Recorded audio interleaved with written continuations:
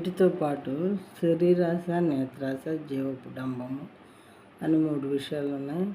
వాటిలో శరీరాశ, నేత్రాశ చూద్దాం. ఇప్పుడు శరీరాశ అనేది మరి మనకి ఇతరులతో పాటు పోటీ పడటం, మనం పేదవాళ్ళమైనా ఇతరులతో పాటు పోటీ పడటం, ఇతరులకు ఉన్నటువంటి చీరలు, బంగారము, బంగాళాలు, మరి శరీరపు రంగు కూడా నేను కూడా తెల్లగుంటే బాగుండు ఇలా అనుకోవటం, తర్వాత కార్లు, భూములు, మరి ఇతరులకు ఎంత ఎక్కువగా ఉంటే అవి కూడా మనకు కావాలని కోరుకోవటం, అది దేవునికి ఇష్టం ఉండదు.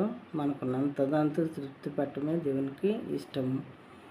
నేత్రాశ అంటే మన కళ్ళు ఏది చూస్తే అది, ఎవరిని చూస్తే వాళ్ళని మరి కావాలని కోరుకోవటం, అందులో భాగం అనమాట నేత్రాశ.